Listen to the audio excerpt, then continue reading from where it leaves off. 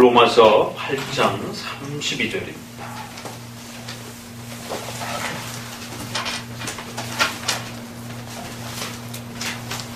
로마서 8장 32절 제가 봉독해 드리도록 합니다. 자기 아들을 아끼지 아니하시고 우리 모든 사람을 위하여 내어주시니가 어찌 그 아들과 함께 모든 것을 우리에게 은사로 주지 아니하시겠느냐.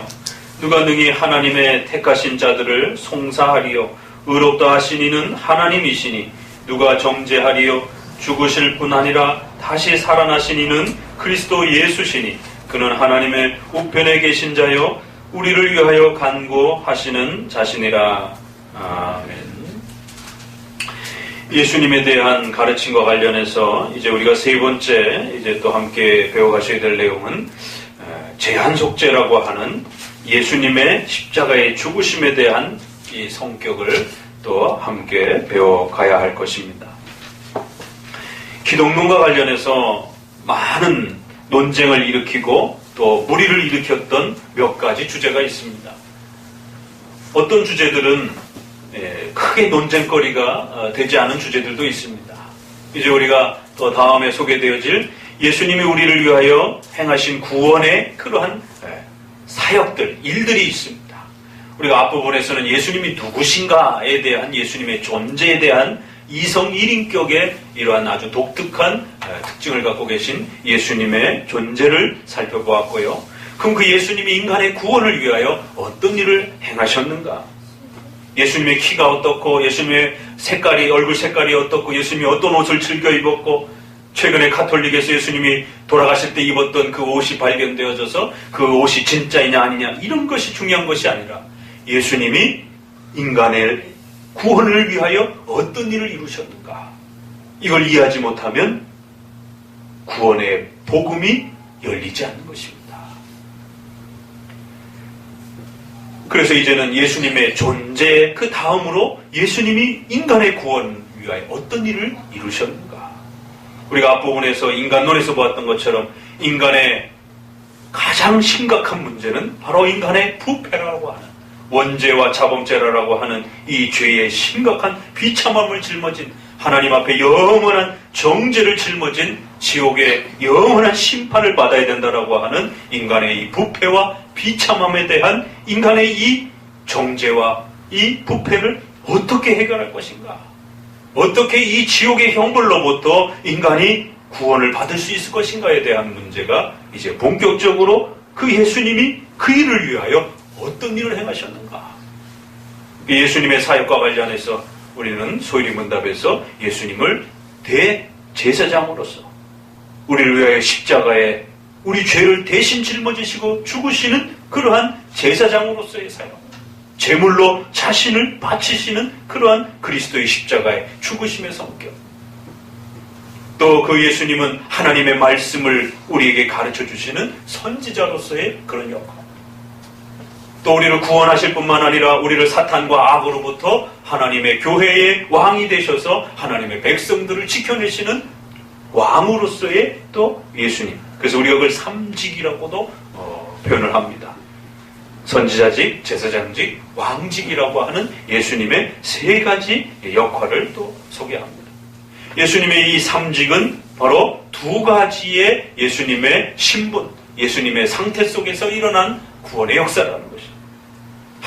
하나님이신 분이 이 땅에 낮아지셔서 인간의 몸으로 태어나시는 성육신, 고난받으시고 십자가에 죽으시는 이러한 그리스도의 낮아지심, 또 그리고는 죽음에서 부활하여 승천하여 하나님 우편에 계시고 장차 재림하실 그리스도의 또 높아지심, 이 세 가지의 위대한 구원의 이 중보자의 역할을 낮아지심을 통해서, 높아지심을 통해서 그렇게 우리에게 행해 주신다는 것입니다.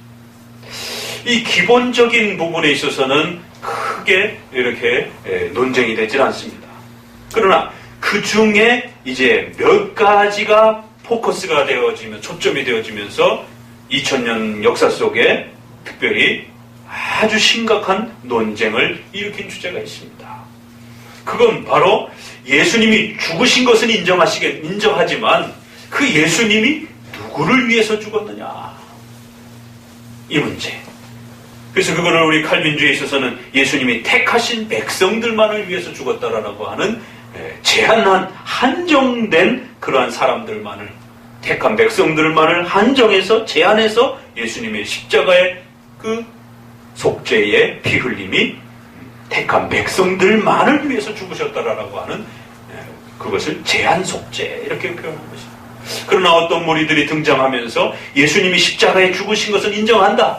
그러나 그 예수님의 십자가에 죽으심은 전 인류 전체를 위해서 죽으신 것이다.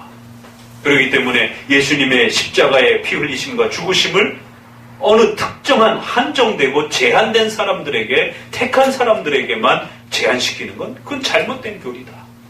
전 인류에게, 모두에게 그렇게 예수님이 피 흘려주신 것이다. 그래서 우리가 그걸 보편속죄라고 이렇게 얘기를 합니다.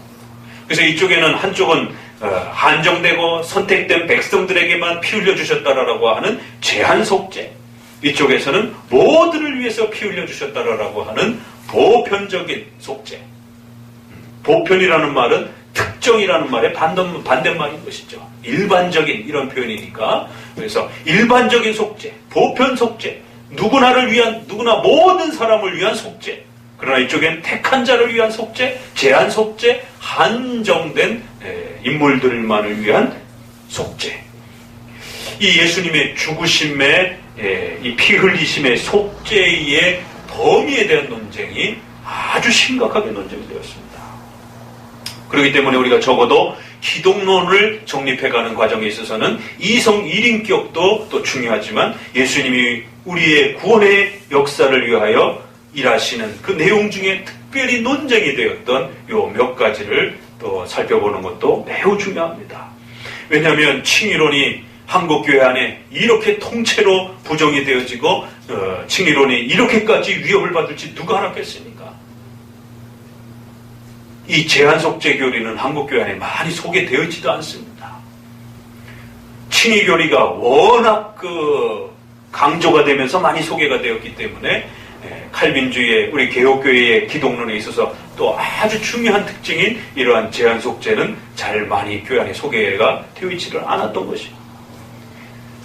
칭의론처럼 이렇게 강력하게 강조되었던 교리도 이렇게 위협을 받는데 오히려 제대로 소개도 되지 않았던 이러한 제한속죄의 그리스도의 피 흘림의 성격에 대한 이 문제는 더더구나 더 제대로 취급되어지지 않을 위험이 있는 것이에요. 오늘 우리가 종교개혁 500주년을 이제 맞이했습니다. 2017년. 참 뜻깊은 해입니다.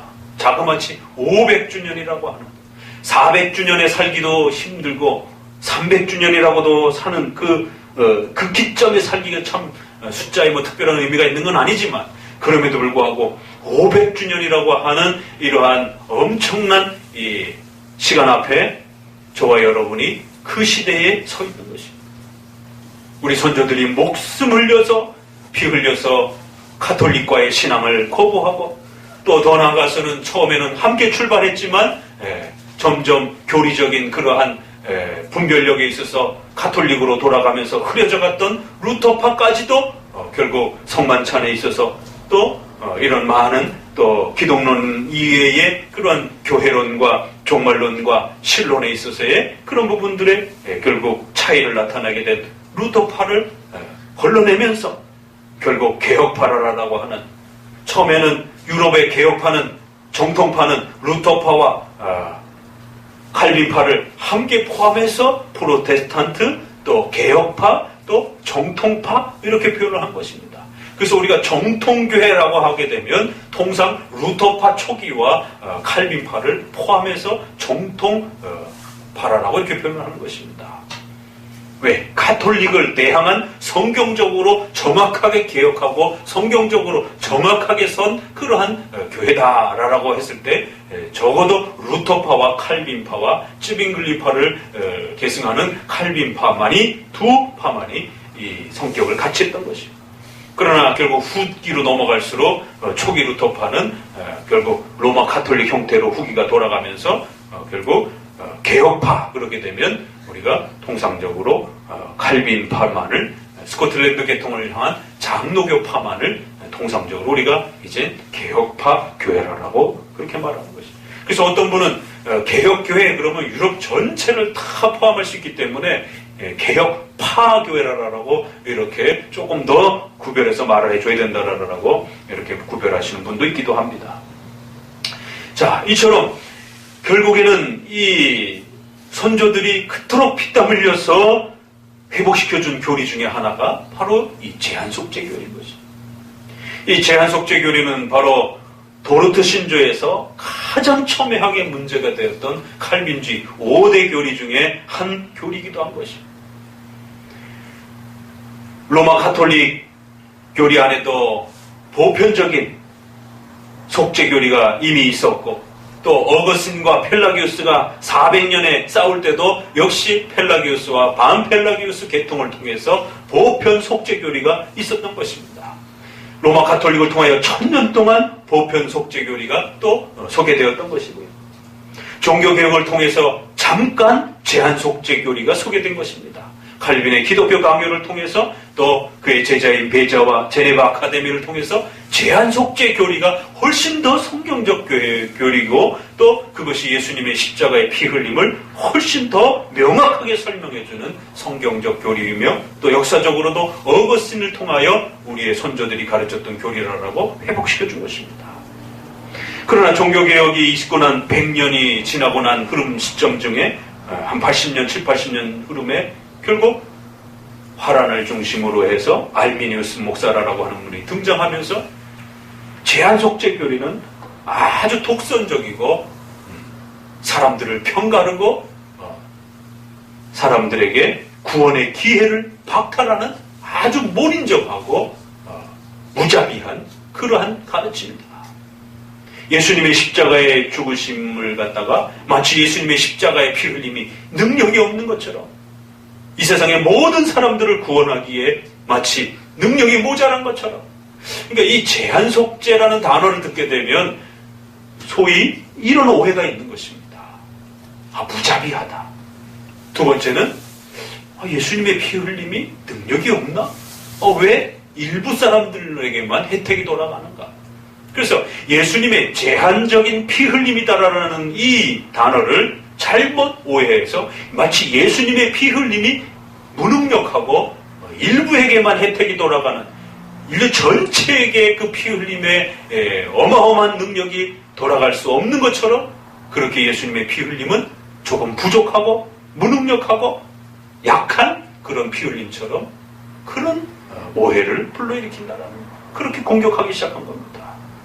그렇기 때문에 제한속죄교리는 아주 사람을 편가르는 무자비한 가르침이요, 예수님의 피 흘림의 능력을 축소시키는 그러한 아주 나쁜 교리다라고 공격하기 시작하면서 유럽의 교회가 발칵 뒤집어진 것입니다.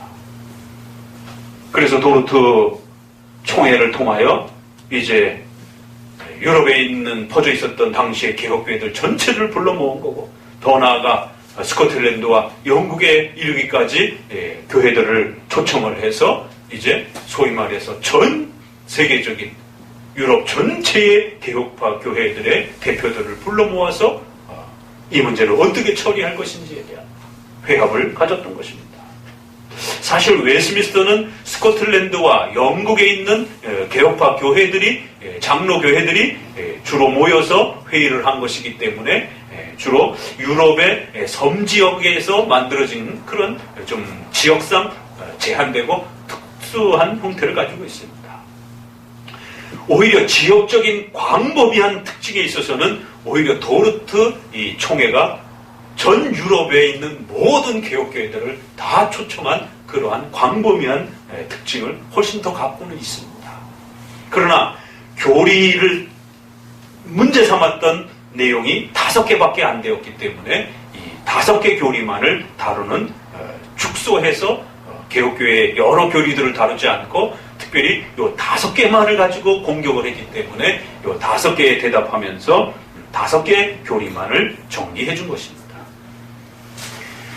그 내용 중에 하나가 바로 예수님의 십자가의 죽으심이 그 범위가 어떤 성격을 갖고 있는 것인가, 대한 논쟁이 불붙으면서 결국 예수님의 십자가의 죽으심은 모든 인류를 위하여 전 인류를 다 구원하기에 충분히 능력이 있으니까 예수님의 피 흘림은 전체 인류 모두를 위한 속죄가 되어야 된다라고 강조하기 시작한 바로 이 알미니우스 목사와 또 그들을 따르는 많은 목회자들과 교회들에 대하여 과연 이들을 어떻게 처리해야 될 것인가?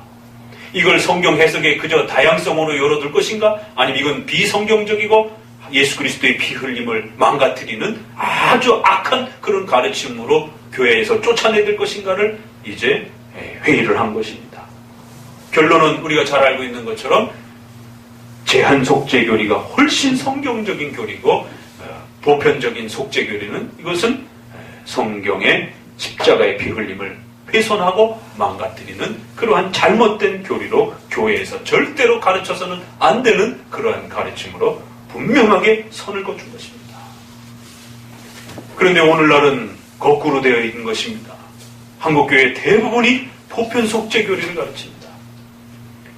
예수님 믿으십시오. 예수님 믿으면 누구나 다 구원을 얻습니다. 예수님은 우리 모두를 위하여 십자가에 피 흘려 주셨습니다. 우리는 사랑받기 위해서 태어났습니다. 참 그게 조금 많이 불려지는 찬송 같지만 거기는 함정이 있는 것입니다. 우리는 부패한 인간이지 우리는 하나님 앞에 사랑받기 위해 태어난 것이 아닙니다. 전적 부패와 하나님 앞에서의 인간의 타락의 문제로부터 시작하는 것이지 인류가 전체가 하나님 앞에 사랑의 대상으로서 그렇게 표현되어지고 그렇게 소개되어지는 것이 아니라는 것입니다. 물론 우리가 누구나 다 예수님을 믿을 수 있도록 전도를 누구나 다 모든 대상에게 전도를 해야 됩니다. 가난한 사람들에게, 연약한 사람들에게, 그 사람들에게 복음을 전하지 않고 돈 있는 사람들에게만 전하면 안 되는 것이. 그러니까 복음을 전할 때는, 전도의 문제를 삼을 때는 보편적으로 누구나 다 대상을 가리지 말고, 계층을 나누지 말고, 남녀를 나누지 말고, 인종을 나누지 말고, 누구나 모든 사람에게 보편적으로 전도를 해야 되는 것입니다. 이걸 헷갈리면 안 됩니다. 보편적으로 전도를 하는 것은 웨스트민스터에서도 고백하고 있고 도르트 신조에서도 고백하고 있는 것입니다. 그러나 예수님의 십자가의 피 흘림이 누구를 위해서 죽으셨느냐라고 했을 때는 전체 인류를 위해서 죽으셨다라고 말하게 되면 안 된다라는 것입니다. 그렇기 때문에 우리 모두는 사랑받기 위해서 태어났다라고 말하면 안 되는 것이에요. 여러분 모두는 예수 그리스도를 믿으셔야 죄에서 사함받고 구원받을 수 있습니다라는 것은 맞습니다. 당신도 예수님 믿을 수 있는 기회가 있는 것이에요. 왜? 누가 예정된 사람인지 우리는 알 수 없으니까 모두에게 동일하게 평등하게 복음을 전해야 되는 것입니다. 그러나 모두가 다 구원받기 위해서 모두가 다 하나님의 택한 백성으로 하나님의 사랑받는 대상으로 태어났다라고 말해서는 안 되는 것입니다. 왜요? 그렇게 말하게 되면 오늘 우리가 소리문답에서 첫 신관으로 고백했던 하나님의 절대 주권이라고 하는 신적 작정이 깨져버리는 것입니다. 하나님의 신적 작정은 두 가지를 통해서 나타난다라고 소리문답에서 소개합니다. 어떻게 해요? 창조의 위대한 권위자로서 창조주로서 주인으로서의 고유한 권리를 하나님에게서 훼손시키거나 빼앗아 버리게 되면 하나님의 자리가 망가져 버립니다. 두 번째, 인간의 구원과 인간의 삶 전체를 포함한 바로 예정의 역사, 섭리의 역사. 바로 하나님은 하나님이 위대하시고 하나님이 얼마나 절대전능하신 분인지를 어떻게 나타나셨다고요? 예정을 통해서 가르쳐줬다. 하나는 창조를 통해서 가르쳐줬다는 거예요. 하나님이 절대 전지전능하다라는 것을 우리가 어떻게 할 수 있습니까? 하나님이 욥을 앉혀놓고 욥아 내가 절대 전지전능한 자야. 욥이 이해를 못하는 거예요. 제가 여러분을 앉혀놓고 하나님은 절대 전능하신 분입니다. 하나님은 무소부재 온 우주 만물 가운데 계시고 그 모든 역사를 시공간을 통제하시고 다스리는 분. 그걸 잘 이해를 못하는 그래서 하나님은 욥의 생명을 빼앗습니다. 실천적으로 가르치시는 것이에요. 네 생명이 내 손 안에 있다 라고 말씀하시는 것입니다. 내가 줄 수도 있고 빼앗을 수도 있다라고 말씀하시는 것입니다. 그리고 40장 후반부에서는 온 우주 만물의 창조를 소개하면서 의인이 고난받는 것에 대해서 이유를 알아야 되겠다라고? 그럼 이유를 안 가르쳐주면 어떡할 거야? 의인이 고난을 받던 안 받던 그 모든 생사화복이 하나님의 목적과 의도에 있는 거야. 너 그걸 받아들일 수 있겠어? 내가 너에게 그걸 설명해야만이 네가 받아들이는 거야? 욥은 뭔가를 설명해 주기를 바랐던 겁니다. 근데 하나님의 대답은 설명을 안 하시는 것이야. 나는 너에게 설명할 이유가 없는 것이야. 나는 주인이니까. 이렇게 대답하신 것이야. 네가 구원을 받아야 될지 죽어야 될지, 네가 택한 백성인지 네가 벌을 받아야 될지, 그건 내가 결정하는 것이야. 그래서 욥에게 죽음의 위협을 가하신 것입니다. 그리고 또 하나는 40장 이후에 그래도 욥이 이해를 못하니까, 욥아 너 그러면 내가 창조할 때 너 뭐하고 있었어? 북극성과 삼성과 묘성이 만들어질 때 너 도대체 뭐하고 있었어? 나하고 협력했어? 나하고 의논했어? 북극성은 이렇게 가도록, 또 타조와 하원은 이렇게 살아가도록 네가 조언을 했어? 창조에 대해서 따지기 시작하십니다. 내가 창조할 때 넌 뭐하고 있었어? 허리띠를 묶고 대장부처럼 대답해봐. 한마디도 못하는 거죠. 하나님이 절대전능하다라는 것을 그렇게 가르친 겁니다. 하나는 창조주로서의 창조를 가르치지 않으면 하나님이 얼마나 절대전능하신지를 우리 인간이 잘 이해를 못합니다. 그래서 성경의 창조론은 굉장히 중요한 겁니다. 신론을 확립하는 교리로서. 그래서 근대에 와서는 진화론이 창조론을 배격하기 위해서 사탄이 진화론을 떨어뜨려 놓고 교회 안에 떨어뜨려 놓고 이 창조론을 빼앗기 위해서 혈투를 벌인 겁니다. 그리고 또 하나, 예정론. 예정론만큼 하나님이 절대전능하다라고 하는 것을 가르쳐주는 교리가 흔치 않습니다. 인간의 생명을 태어나기도 전에 하나님이 그 생명권을 갖고 있다라고 하는 이 교리야말로 하나님이 주인이다라고 하는, 하나님이 절대전능하다라고 하는 것을 명확하게 우리에게 더 알려준다. 그래서 욥에게 생명을 빼앗으면서 내가 네 생명을 가져갈 수도 있고 줄 수도 있고, 육체적 생명뿐만 아니라 영원한 생명까지도. 그래서 유독 구약에는 부활에 대한 그 가르침이 좀 희미한데 그 몇몇 부활의 가르침이 있는 내용이 특히 욥기서에 있어요. 그래서 내가 내 육체를 떠나 바깥에서 내 모습을 볼 것이다. 이런 아주 좀 묘한 표현을 합니다. 그래서 육체와 분리된 그러한 어떤 그러한 새로운 우리의 또 삶의 자리가 내 죽음 이후에 그러한 표현을 소개를 합니다. 그래서 많은 대부분의 구약학자들은 욥이 그 표현을 부활에 대한 고백으로서 죽음 이후에 새로운 생명이 우리에게 주어진다라고 하는 그러한 부활에 대한 고백으로서 받아 해석하기도 합니다.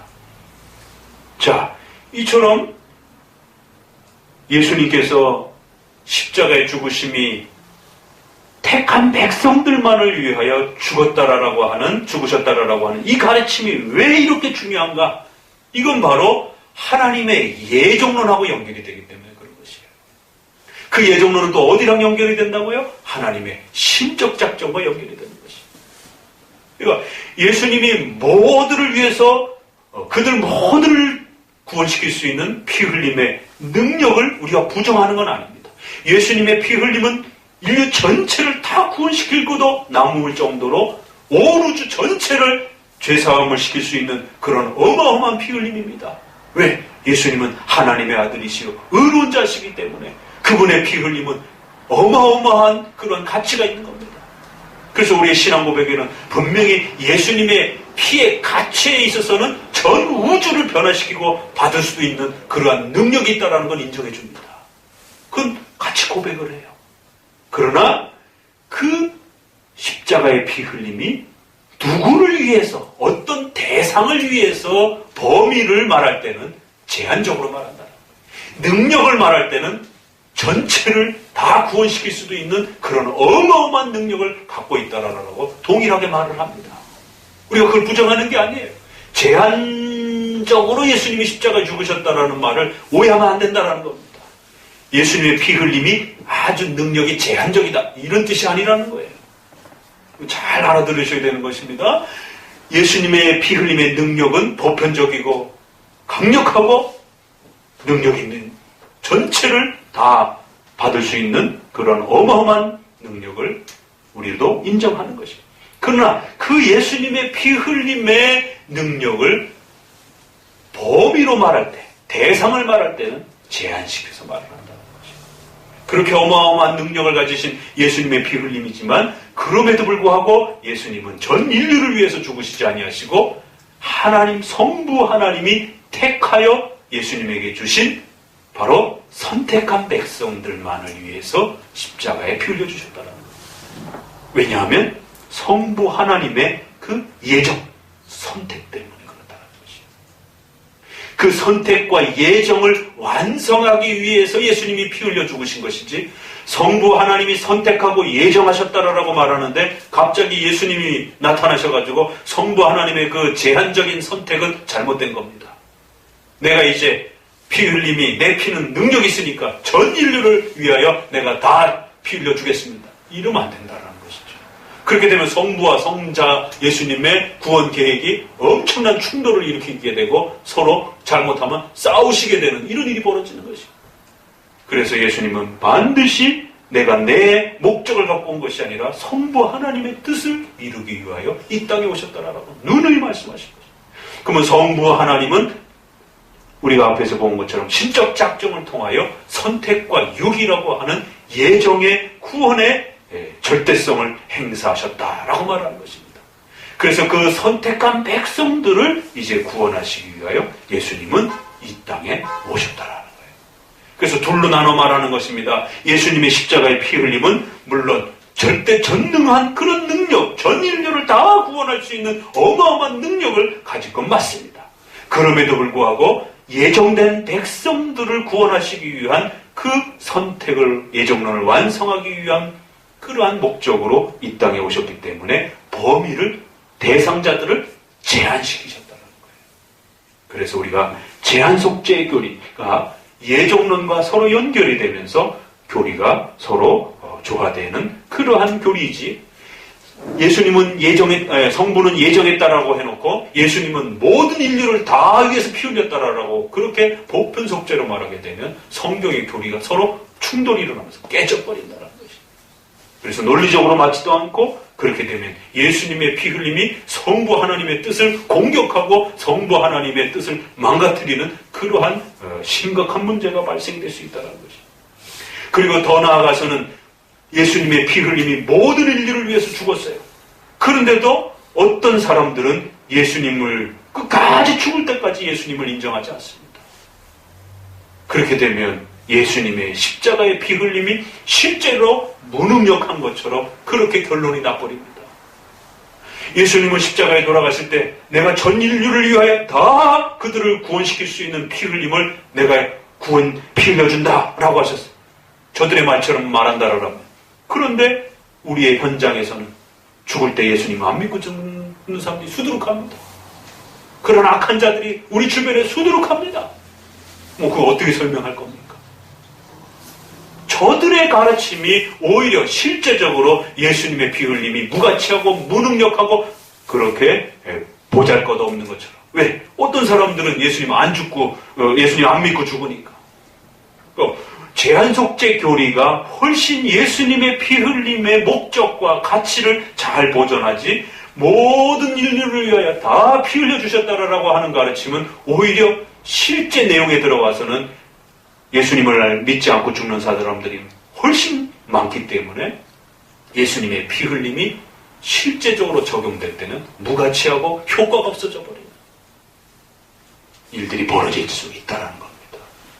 그러니까 이제 아르미니안주의자들 싹 돌려가지고 그거는 원래는 예수님의 피가 능력이 있었지만 그 능력 있는 예수님의 피를 어떤 사람들이 잘 적용하고 잘 붙잡고 잘 활용함으로 인해서 그 사람들은 구원을 성취한 것이고 어떤 사람들은 건방지고 악해가지고 예수님의 피를 제대로 자신의 죄악에다가 적용하지를 못한 것이다라는 거예요. 그렇게 이제 말을 또 돌리기 시작하는 겁니다. 그러니까 결국에는 그러면 예수님이 피 흘려주시고 그 인간의 죄를 위하여 십자가에 죽으신 그 어마어마한 피 흘림이 결국 인간의 손에 달려버린 인간의 선행과 인간의 윤리와 인간의 공로에 따라서 예수님의 피 흘림이 효과가 나타나기도 하고 효과가 없어져 버리기도 하고 결국 예수님의 그 십자가의 어마어마한 피 흘림조차도 인간의 손에 달려버리는 이러한 무지막지하고 정말로 신성모독적인 어떻게 그 거대하고 어마어마한 예수님의 피 흘림이 이 보잘것없는 인간의 손에 따라 효과가 있기도 하고 없기도 하는 이런 일이 벌어질 수 있느냐라고 결국 도르트 총회에서는 대노한 것입니다. 알미니안주의의 가르침이 처음에 들을 때는 아주 그럴듯합니다. 왜 사람들을 제한시키고 어느 사람들을 위해서는 피 흘려주고 어떤 사람들을 위해서는 피 안 흘려주고 이건 너무 인간적으로 불공평하다라는 것이에요. 처음에 들을 때는 그렇듯합니다. 예수님의 피 흘림은 모든 인류를 위해서 다 공평하게 피 흘려주신 것입니다. 처음에 들을 때는 아주 그럴듯하지만 나중에 가서는 훨씬 더 신성모독적인 그러한 예수님의 피 흘림이 보잘것없는 우리 손에 달려있는 것처럼 또 실제적으로 훨씬 더 많이 예수님을 안 믿고 죽는 수많은 사람들의 그 현장을 들여다보면서 결국 예수님의 피 흘림도 별 효과가 없는 것처럼 그렇게 예수님의 피 흘림의 가치를 무시하게 되는 그러한 일들이 벌어집니다. 그럼 도대체 어떤 사람이 얼마만큼 선행을 하고 얼마만큼의 윤리적인 그런 착함을 행해야 그러면 예수님의 피 흘림을 효과 있게 내야 죄에다가 적용할 수 있는 거냐라고 또 질문할 수 있는 것입니다. 그러면 선행을 하고 착한 일을 할 수 있는 사람들은 결국 돈 있고 권력 있고 힘 있는 사람들이 그런 일들을 더 많이 할 수 있는 것이죠. 왜? 거지와 가난하고 연약한 사람들이 선을 베풀 수 있는 기회가 많지 않잖아요. 솔직히 말해서. 뭐 돈이 있어야 베풀 것 아니겠습니까? 몸으로 떼어오는 것도 한두 번 있는 것이지. 돈이 좀 많아야 사람들에게 가난한 사람들에게 돈도 많이 베풀고 권력과 힘을 좀 많이 갖고 있어야 어려운 사람 형편도 좀 많이 봐주는 것이고 자기가 판사나 검사가 되어야 좀 많이 봐주기도 하고 정상을 좀 고려해주기도 하는 것이지. 아무 힘도 아무것도 갖고 있지 않는 사람이 뭐 얼마나 선을 많이 베풀 수 있겠습니까? 그렇게 되면 결국 인간을 더 인종적으로 더 물질적으로 인간을 그렇게 등급으로 나누게 되는 것입니다. 결국 알미니안주의 교리가 훨씬 더 인간을 편가르게 하고 더 그렇게 등급을 나누는 그러한 악한 가르침이 되는 것입니다. 하나님의 절대성을 잘 보존하며 그 하나님의 은혜를 잘 간직할 수 있는 것이 바로 제한속죄교리라는 것입니다. 그리고 더 나아가서 이제 하나 더 말씀드려야 되는 것은 예수님의 십자가의 피 흘림이 단순한 죽음이 아니라 그것은 하나님의 그 무서운 정죄, 우리가 인간론에서 배웠던 것처럼 그래서 인간론과 기독론은 이렇게 서로 잘 짝을 이루는 것입니다. 예수님이 왜 죽으셨는가에 대한 문제도 또 연결해서 또 하나의 문제가 됩니다. 예수님의 십자가의 죽으심이 도대체 어떤 성격의 죽음인가? 로마의 법에 의해서 반역자라든가 가장 국가의 문제가 되는 그러한 중죄인들을 주로 십자가에다가 처형을 합니다. 그런 정치범으로 우리가 예수님의 죽음을 볼 것인가? 도대체 예수님의 십자가의 죽음의 성격을 어떻게 이해할 것인가가 또 지난 2000년 동안에 가장 심각한 논쟁을 일으켰습니다. 거기에는 두 가지 싸움이 있습니다. 하나는 형벌에 대한 심판적 성격이다. 그래서 그것은 정의를 만족시킨 것이다. 라고 하는 만족 개념이 있습니다. 하나님의 공의와 의를 완성한 것이다 라고 하는, 그래서 하나님의 심판을 충족시킨 것이다 라고 하는, 이것을 소위 우리가 예수님의 죽으심의 성격을 하나님의 공의에 대한, 하나님의 심판에 대한 만족이다 라고 이렇게 한쪽에 강조를 합니다. 그런데 그것만 지나치게 강조하게 되면 하나님은 심판주, 하나님은 재판관, 하나님의 공의만 요구하는, 하나님의 정의만 요구하는, 하나님의 법을 어겼으니까 모든 인간은 지옥의 형벌을 받아야 된다. 이게 바로 인간론에 있어서 인간의 원죄에 대한 그 부패의 개념이었던 것입니다. 하나님 앞에 선악과에 대한 명령을 어겼으니까 영원히 죽으라는 것입니다. 하나님은 무서운 재판주요 심판주이십니다. 그럼에도 불구하고 예수님의 십자가의 죽으심을 그걸로만 설명을 하게 되면 하나님은 무서운 분으로만 인식이 된다는 거죠. 그래서 이제 교회 역사 속에 어떻게 하나님을 그렇게 무서운 분으로만 소개를 합니까? 그렇게 되면 누가 하나님께로 나오겠습니까? 다 벌벌벌벌벌 떨기만 하지. 그렇게 하나님의 공의와 심판의 목적을 완성하기 위한 것으로만 예수님의 죽음을 설명하면 안 되고, 예수님의 십자가의 죽으심은 우리 인류를 사랑해 주셔서, 우리를 너무너무 사랑해 주셔서 우리를 긍휼히 여겨주시기 위하여, 우리가 죄인 되었을 때 우리를 사랑해 주시기 위하여 죽으신 것입니다. 그래서 예수님의 죽음의 성격을 예수님의 사랑에다가 포커스를 맞추는, 양극단이 예수님의 십자가의 죽으심이 도대체 어떤 성격인가? 예수님의 십자가의 피 흘림의 범위에 대한 논쟁이 하나 있었고, 또 하나는 예수님의 십자가의 그 피 흘림의 성격에 대한 부분이, 도대체 예수님은 왜 죽으셨는가? 하나는 누구를 위해서 죽으셨는가? 하나는 왜 죽으셨는가? 하나님의 심판을 완성하기 위해서. 하나는 우리 인류를 너무너무 사랑하죠. 이게 한쪽으로만 들으면 맞는 말 같은데 뭔가 조금씩 다 부족한 것이에요. 성경의 한쪽 부분만을 말하기 때문에 그런 것입니다. 그래서 예수님의 십자가의 죽음의 성격을 말할 때는, 왜 예수님이 십자가에 죽으셨는가를 말할 때는 이 두 가지가 잘 조화를 이루어야 됩니다. 그래서 우리의 웨스트민스터 신앙고백과 또 조직신학에서는 이것을 한 단어로 표현하기를, 예수님의 십자가의 죽으심은 단순히 심판만을 위한 것도 아니요, 단순히 사랑만을 위한 것도 아닙니다. 자, 심판만을 강조하게 되면 하나님이 무서운 분으로 자꾸만 우리에게 인지가 됩니다. 겁을 내게 됩니다. 하나님에 대해서. 하나님이, 예수님이 우리 인류를 위하여 사랑하셔서 십자가에 죽으셨어요. 야, 누가 나를 위하여 십자가에 죽었대. 나를 너무너무 사랑해서 죽으셨대. 감사할 일이죠. 나를 너무너무 사랑해서 그렇게 십자가에 죽으신 것이 얼마나 감격스러운 것입니까?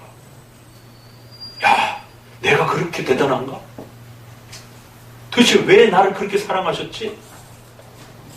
그러니까 예수님의 사랑만 지나치게 강조가 되게 되면 결국 또다시 인간 중심, 내가 그렇게 대단한 사람인가? 예수님이 왜 십자가에 죽으셨는지에 대한 그 목적과 뜻이 결국 자기 자신만 중요하게 여겨지게 돼요. 아, 예수님 나를 그렇게 사랑하셨구나. 나를 너무너무 좋아하셨구나.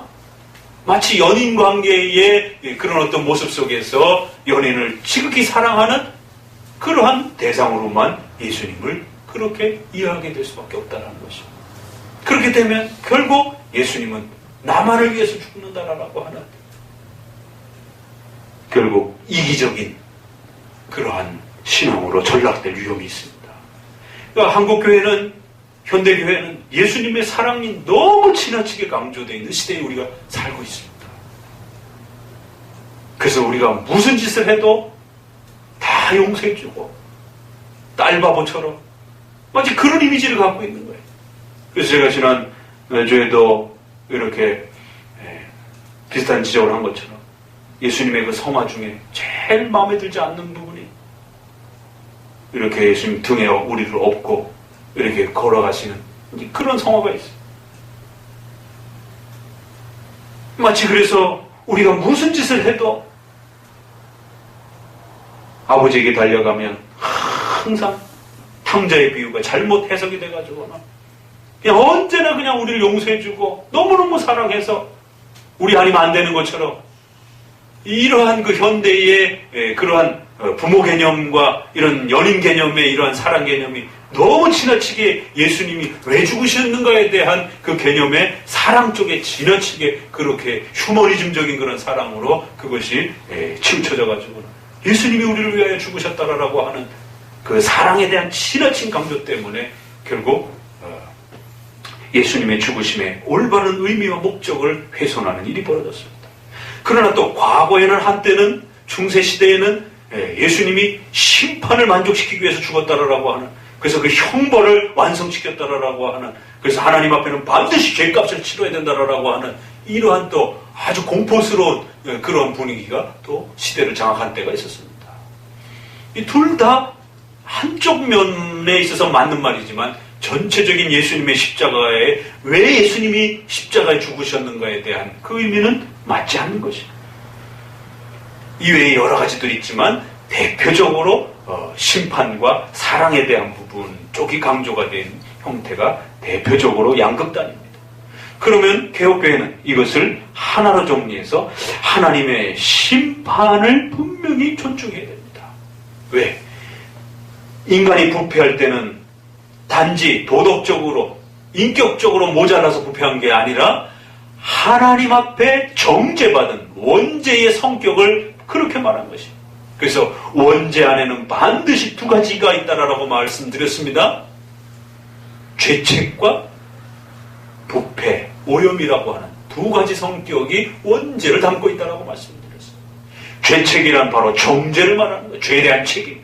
하나님 앞에 선악과에 대한 명령을 어겼기 때문에 너는 죽어야 된다라고 하는 영원히 지옥의 심판을 받아야 된다라고 하는 하나님의 심판대 앞에서 정죄를 받은 것입니다. 너는 이제 죄인이야 라고 하는 정죄를 받은 것입니다. 그리고 동시적으로 그 하나님의 정죄로부터 인간은 더러움과 악함과 온갖 죄악된 인간의 부패와 오염이 결국 인간의 망가진 상태가 출발이 되는 것입니다. 예수님은 반드시 인간의 이 정죄의 문제를 해결하셔야 되는 겁니다. 하나님의 심판대 앞에서 하나님의 명령에 완벽하게 순종하셔야 된다라고 하고 그래야만 하나님의 율법의 이 요구가 완성되어진다라고 하는 하나님의 명령이 완성되어진다라고 하는 이 하나님의 정의를 인간이 어긴 것이. 그래서 예수님은 십자가의 죽으심을 통하여 또 자신의 전 인류의 전 생애를 통하여 고난을 견디시면서 하나님의 말씀에 순종하시면서 의로움을 완성하셔서 결국 하나님이 요구하셨던 최초의 명령에서 요구하셨던 그 모든 정의로운 하나님의 요구를 다 완성하신 것입니다. 그 정죄를 해결하신 것이에요. 그래서 하나님의 심판에 있어서의 하나님의 정죄, 하나님의 의로운 명령을 완성하신 것입니다. 그래서 우리가 이것을 하나님의 의를 만족시킨 것이다. 하나님의 정의를 완성시킨 것이다. 하나님의 심판을 완성시킨 것입니다.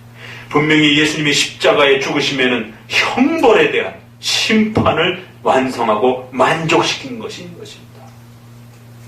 그러나 또 한편으로는 그러면 도대체 왜 예수님이 그 심판을 완성하려고 이 땅에 굳이 오셨는가? 안 오셔도 되는 거예요. 왜 인간을 그렇게 사랑하셨는가? 도대체 이 인간이 뭘 했길래? 그건 다시 또 예정론으로 돌아가는 겁니다. 하나님의 신적 작정론으로 돌아가는 거예요. 바로 성부 하나님이 택하신 백성들, 그 백성들이기 때문에 그렇게 사랑하신 것이죠. 그래서 그들을 위하여 자신의 몸을, 자신의 육신을 기꺼이 성부로부터 버림받을 정도로 엘리 라마 사막단이라고 하면서 하나님으로부터 버림받는 것과 그와 같은 엄청난 고통을 감내하시면서 그들을 사랑하시고 아끼셔서 그들을 대신해서 벌을 받으시는 대속적인 사랑이라는 것입니다. 단순한 휴머니즘적 사랑이 아니라 바로 하나님이 선택한 백성들을 그들의 죄를 대신 짊어지기 위한 그러한 대속적 대신 죽으시는 대신 죄를 짊어지는 그런 대속적 사랑으로서의 죽음이라는 것입니다. 그래서 이걸 하나로 묶습니다. 예수님이 왜 십자가에 죽으셨다라고요? 형벌 대속론 이렇게 정의를 내는 겁니다. 이건 외우셔야 돼요. 예수님이 왜 십자가에 죽으셨느냐? 정치적인 것도 아니고 사회적인 것도 아니고 휴머니즘적인 것도 아니고 형벌 대속론이라는 것입니다. 성부 하나님의 심판, 의로움을 완성하시는 형벌을 만족해 하시는 형벌적 성격도 있는 것이고 그 택한 백성들을 위하여 대신 십자가에 그들을 죄를 짊어지시는 대속적 사랑에 기초한 그런 죽음이라는 거예요. 단순한 사랑이 아니라는 겁니다. 예정론과 선택론이 빠져버리니까 그저 단순히 우리를 너무너무 사랑하셔서 그러니까 우리가 무슨 짓을 해도 우리를 늘 사랑해 주시는 그러니까 구원파는 거기서 한 걸음 더 나아가고 성도들은 나쁜 짓을 해도 그게 죄가 되지 않는다. 이런 기가 막힌 교리를 교회 안에 퍼뜨리기 시작한 것입니다. 성도들은 죄 짓지 않는다. 이런 별 희한한 기가 막힌 교리들을 가르치기 시작하고 그걸 빌미 삼아서 작년에 칭의론에 대한 한국교회 칭의론 한 번 구원받으면 무슨 짓을 해도 구원받는다라고 이런 이상한 구원론이 돼버렸다라고 하면서 저들이 우리를 향하여 공격하는 빌미가 돼버린 것입니다. 그건 우리 때문이 아니죠. 그건 구원파의 잘못된 교리인데 우리가 우리 것에 대해서 정확하게 하셔야 되는 것입니다. 형벌 대속론이라는 것이에요. 형벌론도 기초를 이루어야 되고 또 그 위에 선택한 백성들을 대신하여 십자가에 그들을 지극히 사랑하셨다라고 하는 성부 하나님이 택한 백성들을 사랑해 주셨다라고 하는 선택적 대속사랑이지 그저 휴머니즘 사랑이 아니라는 것입니다. 그러니까 예정론이 빠져버리니까 선택적 대속에 대한 십자가의 죽으심의 성격이 약화되어지는 것입니다. 자, 이처럼 예수님의 십자가의 죽으심의 범위와 예수님의 십자가의 죽으심의 성격에 대한 이 문제는 지난 2000년 동안 교회를 괴롭혀온 그러한 논쟁이었습니다. 성도들이 이 부분에서 헷갈리기 시작하게 되면 또다시 여러분은 펠라기수주의에 또 중세 반펠라기수주의에 또 종교개혁 시대의 알미니안주의에 또 현대의 현대적 휴머니즘적인 이러한 사람 논리에 예수님의 십자가의 죽으심을 훼손할 수 있다는 것입니다. 반드시 제한속죄와 형벌 대속적 십자가의 죽으심을 잘 이해하고 간직하셔야 되는 것입니다. 오늘 로마서에 이제 8장에 이렇게 소개합니다. 자기를 아끼지 아니하시고 우리 모든 사람을 위하여 내어주시니까 자, 성경을 잘 읽으셔야 됩니다. 모든 사람을 위하여 십자가에 죽으셨다. 이렇게 표현되어 있어요. 그래서 저들이 이런 구절을 가지고 봐라. 성경에 예수님이 죽으실 때 모든 사람을 위해서 죽으셨다라고 돼 있는데 왜 칼빈주의와 개혁교회들은 자꾸 예수님이 제한된 택한 백성들만을 위해 죽었다라고 말하느냐. 이게 얼핏 들으면 아주 그럴싸하단 말이에요. 그러니까 성도들이 위험한 건 뭐냐면 고린도서에 있는 말씀처럼 사탄이 성도들에게 다가올 때 나 사탄이다. 이거 악마적인 가르침이다. 이렇게 다가오지 않습니다. 광명의 천사처럼 아주 성경적인 가르침인 것처럼 그렇게 다가온단 말이에요. 우리의 것을 정확하게 모르면 그럴듯하게 들리는 것입니다. 항상. 모든 사람을 위하여 십자가에 죽으셨다. 아주 그럴듯해요. 그러나 이 모든이라는 말을 그냥 무작정 아무 데서나 그냥 끄집어 와가지고 봐 성경은 모든 이렇게 돼 있으니까 예수님의 십자가의 죽으심도 모든 사람을 위해서 죽은 거예요. 이건 성경 해석의 기초도 공부를 안 해본 것입니다. 우리가 성경론을 배울 때 성경 해석은 앞뒤 문맥을 봐야 되고 모든이라고 하는 그 단어도 어떤 문장에서 쓰였는지 어떤 문맥의 흐름 속에서 어떤 의도를 가지고 쓰였는지를 전체적으로 헤아리면서 살펴야 되는 것이지 모든이라고 하는 글자만 있다고 해서 그냥 무조건 따오면 안 된다라고 성경 해석론을 배웠습니다. 자, 그럼 여기서는 모든이라는 말이 정말 저들이 말한 그런 의도 속에서 말한 겁니까? 아니면 우리가 제한적인 그러한 말을 할 때도 모든이라는 말을 쓸 수 있는가? 도대체 어떤 의도에서 모든이라는 말을 썼는가를 보시라는 거예요. 어찌 그 아들과 함께 모든 것을 우리에게 은사로 주지 아니하겠느냐. 모든 것을 다 은사로 주겠다. 선물로 주겠다. 여기에서는 모든이라는 것은 정말 전체를 다 주겠다라는 그런 뜻이 담겨 있어요. 그러나 앞에서의 모든은 조금 다른 의미입니다. 이게 전체를 위하여 십자가에 죽으셨다라는 뜻으로 이 문맥에서 나온 건 아닙니다. 왜냐하면 그 다음 구절을 보세요. 33절에 누가 능히 하나님의 택하신 자들을 정죄하겠느냐. 그 모든은 인류 전체의 모든이 아니라 택한 백성들 모두라는 거예요. 모두의 대상이 다르다는 겁니다. 바울이 지금 로마서에서 32절에서 말한 모든 사람을 위하여 십자가에 죽으셨다라는 그 표현은 33절과 연결이 되어야 된다는 겁니다. 33절에서는 분명히 택한 백성들만을 위하여 의롭게 여겨주는 칭의의 구원의 역사가 일어날 거라고 말하고 있습니다. 그러면 앞에서 말한 모든도 택한 백성들 모두, 이렇게 말할 때 모두지 전 인류를 말할 때의 모두가 아니라는 것을 알 수가 있는 것입니다.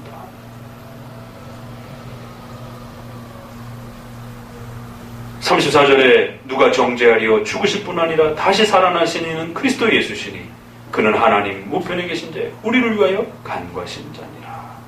누가 우리를 그리스도의 사랑에서 끊겠느냐? 절대로 끊어낼 수 없다라는 거예요. 하나님의 택한 백성들을 결코 빼앗을 수 없다라는 그런 문맥의 흐름 안에서 넘어가는 것입니다. 그리고 그 유명한 9장에 이제 선택에 대한 그 유명한 선택과 유기에 대한 9장 말씀이 나오는 것입니다. 이런 문맥의 흐름을 따라서 봤을 때 32장에서 모든 사람을 위하여 십자가에 죽으셨다라고 하는 이 모든이라는 표현은 결코 전 인류가 아니라 여러분 모두, 우리 교인들 모두, 제가 여기에서 우리 모두가 하나님 앞에서 열심히 해야 됩니다 라고 할 때 그 모두는 전 인류 60억을 말하는 겁니까? 아니죠. 그 단어란 그 대상과 그 상황에 따라 쓰임새가 달라질 수 있는 것입니다. 여러분 모두 열심히 살아야 됩니다 라고 할 때는 전 인류 60억을 말하는 거 아닙니다. 지금 설교를 듣고 있는 여러분을 말할 때도 모두라고 이렇게 표현할 수 있는 거예요. 우리 어법에서. 단어의 모든이라는 말은 얼마든지 그렇게 쓸 수 있는 것입니다. 자, 우리 한 장 더 넘겨봅시다. 11장에서도 그런 비슷한 이제 또 표현법이 나옵니다. 11장에서는 2절에는 이렇게 나옵니다. 하나님이 그 미리 하신 자기 백성을 버리지 아니하셨느니 너희가 이렇게 소개합니다. 11장 1절에는 하나님이 자기 백성을 버리셨느냐? 유대인들이 버림받았다라고 바울이 계속해서 얘기했단 말이에요. 그러니까 이제 그 질문을 예상하고 그럼 하나님이 구약에서 역사하셨던 그 모든 하나님의 택한 백성들을 다 버리셨느냐? 그럴 수 없다는 거예요. 구약의 민족적인 그 이스라엘 백성들 전체가 택함받은 게 아니라 하나님은 이스라엘 민족을 택하기도 하셨지만 하나님의 택함이란 하나님의 선택이란 그 민족 전체가 아니라 그 민족들 가운데 개별적인 선택을 말하는 것이지 민족적 전체를 말하는 건 아니다라는 뜻으로 선택의 개념을 가르쳐주는 것입니다. 그래서 너희가 유대인으로 태어났다라고 해서 무조건 하나님 앞에 구원의 대상자가 된 걸로 착각하면 큰일 난다라고 말하는 것입니다. 그래서 로마서에서는 유대인이냐 헬라인이냐 갖고 무진장 싸우는 겁니다. 이제 3장 우리가 잘 보았던 3장 1절에도 그런즉 유대인이 나음이 무엇이냐 할례의 유익이 무엇이냐. 그래서 이 로마서는 유대인과 이방인에 대한 싸움이 엄청났던 것이에요. 왜? 유대인들이 자만심에 빠져서 선민의식에 빠져서 자기 민족만 구원의 대상이라고 하는 이런 아주 교만한 마음들이 있었기 때문에 이방인들은 짐승 취급했던 것입니다. 사마리아 근처도 안 가는 거예요. 가까이 갈 수도 있는데도 불구하고 멀리 돌아가는 것입니다. 짐승 취급했기 때문에. 혈통적인 민족적인 그러한 자만심이 얼마나 기고만장했는지. 그래서 로마서는 유대인과 이방인들에 대한 그 간격을 어떻게 해결할 것인가. 왜? 로마는 저기 이태리 이방 지역의 교회입니다. 지금 이방 지역 교회를 향하여 너희도 구원의 대상이라고 말하는 거예요. 그런데 로마인들이 우리가 유대인들 만나보니까 유대인들은 자기들만 구원받는다고 그러던데요. 그러니까 바울이 아니다. 하나님의 택함이란 바로 유대인이나 이방인 가운데 택한 백성들만이 구원받는 것이다. 민족적으로 택함받았다고 해서 구원받는 게 아니다. 그러니까 하나님은 전 인류 가운데서 모든 택한 백성들 모두를 구원하시는 것이지 유대인만 구원하는 게 아니다. 우리 모두에게 구원이 열려 있는 것이다. 그래서 이제 로마서에서도 모두에게 하나님이 모두를 구원하신다 이런 표현들이 나와요. 그럼 여기에 모두가 또 전 인류를 말하는 것인가? 저들은 또 그렇게 해석을 합니다. 그러나 우리는 로마서의 전체 문맥을 봤을 때 바울이 모두라고 자꾸 쓰는 표현에는 택한 백성들 모두라는 뜻도 있지만 또 유대인과 이방인들이 너무 싸웠기 때문에 편 가르지 말라라는 거예요. 인종적인 편을 나누지 말라라는 거예요. 남녀를 나누지 말라라는 거예요. 그래서 갈라디아에서는 유대인이나 헬라인이나 남자나 여자나 모두가 하나님 앞에 구원의 대상이 된다라고 이렇게 이야기를 해주는 것입니다. 왜? 여자하고 이방인은 짐승 취급했던 이런 이스라엘의 민족성을 지적하는 것입니다. 그래서 로마서에서는 모두가 구원받는다라고 했을 때는 모두에게 구원의 대상이 된다라고 하는 것을 강력하게 강조하기 위해서 유대인의 자만심을 깨기 위해서 이방인에게도 구원의 기회가 열렸다라고 하는 걸 강조하기 위해서 끊임없이 바울은 모두라는 표현을 써왔던 것입니다. 10장 이제 12절에 이제 대표적으로 그 표현이 이렇게 소개합니다. 유대인이나 헬라인이나 차별이 없습니다. 한 주께서 모든 사람의 주가 되사 저를 부르는 모든 사람에게 부여하시도다. 로마서 10장 12절. 알미니안주의자들은 또 이걸 가지고 모두에게 예수님의 피가 흘려졌다라고 이렇게 또 주장하는 거죠. 그러나 여기서의 이 문맥과 로마서 전체를 보게 되면 그런 의도가 아닙니다. 헬라인과 이방인을 민족적으로 인종적으로 편을 갈았던 걸 깨고 그들 모두에게 구원의 기회가 열렸다라고 하는 걸 말하는 것이지 전 인류가 그리스도의 피 흘림으로 구원의 대상이 됐다라는 것을 말하는 게 아니에요. 헬라인이나 유대인이나 차별이 없는 거다. 아니 왜 이 앞에 구절의 문맥을 무시하고 그저 자기들이 원하는 모두 자만 끌어오려고 하는 것이에요. 그리고 11장에 가서 유대인들 전체가 구원받는 게 아니라 하나님의 택한 백성들이 구원받는 거다. 그래서 11장 2절에 하나님이 그가 미리 하신 자기 백성을 버리지 않는다. 여기서는 택함을 미리 하신 이렇게 표현을 했어요. 그리고 5절에 가서 같이 읽어봅니다. 그런지 이와 같이 이제로 은혜로 택하심을 따라 남은 자가 있느니라. 7절에 그런즉 어떠하뇨 이스라엘이 구하는 그것을 얻지 못하고 오직 택하심을 입은 자가 얻었고 그 남은 자들은 완악하여졌느니라. 분명히 택자와 유기자가 있다는 것을 구별해 주는 것을 보게 됩니다. 우리가 또 많은 오해를 불러일으키는 것 중에 하나가 요한복음 3장 16절. 뭐죠?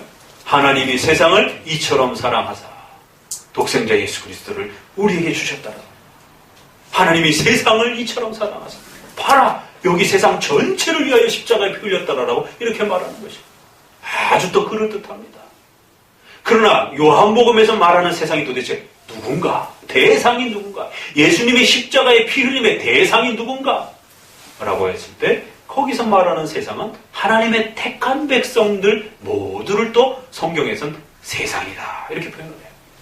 왜? 우리가 이 땅에서 살아가니까 육신을 갖고 살아가니까 우리를 또 세상이라고 표현하는 겁니다. 육신을 갖고 살아가는 이 세상에 살아있는 택한 백성들 이런 표현인 겁니다. 그러한 택한 백성들을 위하여 예수님 독생자를 주셨다 이런 표현입니다.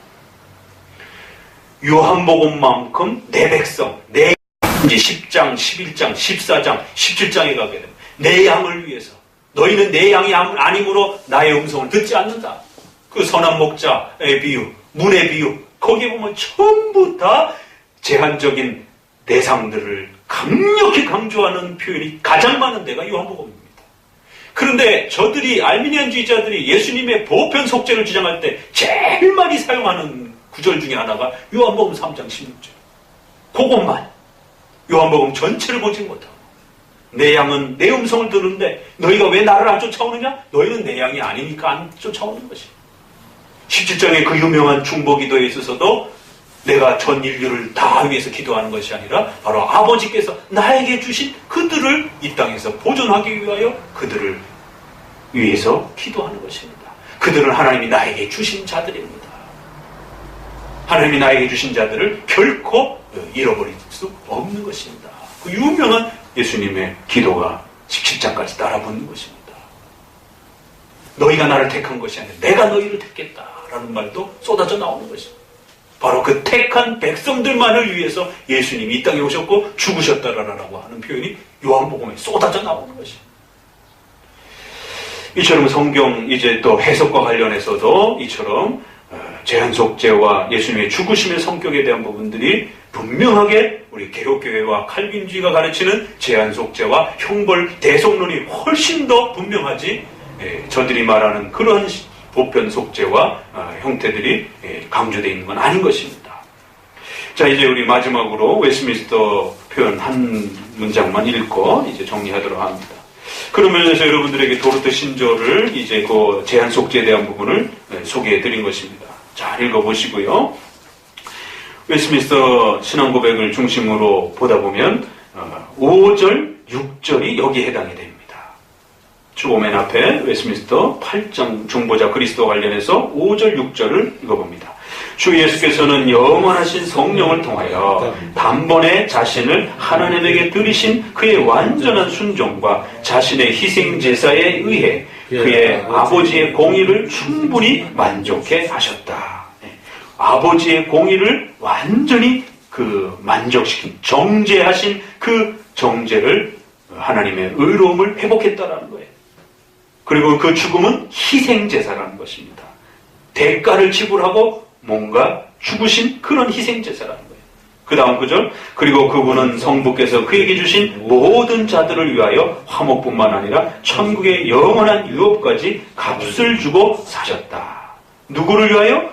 성부께서 그들을 주신 그들, 성부께서 택하신 그 백성들을 위하여 값을 치르고 대신 죽으셨다. 요 5절 안에 형벌 대속론, 그 다음에 제한속죄, 요것이 이렇게 문장으로 풀어진 것입니다. 이제 보이나요, 그게? 이 문장이 어떤 걸 의도하고 있었던 것인지 6번 읽어봅니다. 비록 그리스도께서 성육신 이후에야 구속사역을 실제적으로 성취하셨을지라도 구속의 공로와 효력과 은택들이 세상 처음부터 모든 시대에 그 약속들, 모형들, 제사들 안에서 또는 그것들에 의하여 선택된 자들에게 계속적으로 전달되었다. 그것들 안에서 그리스도께서는 옛뱀의 머리를 상하게 할 여자의 후손으로 세상의 시초부터 죽임을 당한 어린 양으로 그리고 어제나 오늘이나 영원토록 동일한 분으로 계시되고 예표되셨다. 그러고 예수님은 구약에서나 신약에서나 바로 택한 백성들을 위하여 십자가에 흘리시고 구원의 은혜를 베푸신 분으로 그렇게 소개되는 것이다 라고 정의를 내는 것입니다. 구약에 있는 백성들이 민족적으로 다 선택받은 게 아니라는 것이에요.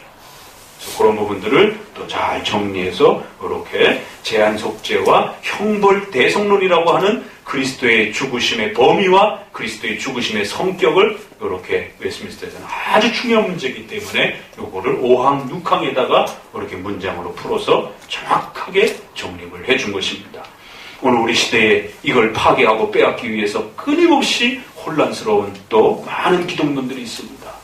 예수님의 십자가의 죽으심에 대하여 엊그제 신문을 보니까 세상에 필리핀에서 검은 예수상이라 해가지고는 그만 축제가 있나 봐요. 필리핀은 카톨릭 국가니까 그걸 세우고 그걸 만든 기적이 일어난다고 막 사람들이 번데같이 모여가지고 그 십자가에 막 매달려가지고는 그 터치하려고 막 생 난리를 치고 막 그 거기 뭐 부상을 입고 막 대문짝만하게 크게 그 사진에 필리핀 축제와 관련해서 나와 있더라고. 이게 얼마나 어리석음인지. 한쪽 신비주의에서는 예수님을 또 뭐 환상 속에서 경험하고 뭐 예수님을 만지고 다 쓸데없는 잘못된 그러한 예수님의 기독론인 것입니다. 성경적 기독론은 이처럼 예수님이 우리를 위하여 십자가에 죽으신 이 어마어마한 피 흘림의 죽음이 형벌 대속적 죽음이라고 하는, 우리의 죄를 갚기 위하여, 우리의 죄를 해결하기 위하여 대신 십자가에 죽으신 그러한 정죄를 해결하기 위한 그러한 하나님의 심판을 해결하기 위한 의로운 죽음이요, 우리를 사랑하신 대속적 죽음이라고 하는, 하나님의 택한 백성들을 위하여 죽으신 그러한 제한속죄적 죽음이라고 하는 그리스도의 죽음의 위대함을 잘 마음에 다시 한번 간직하시기를 주의 말씀으로 권면을 드립니다. 아멘. 기도합니다.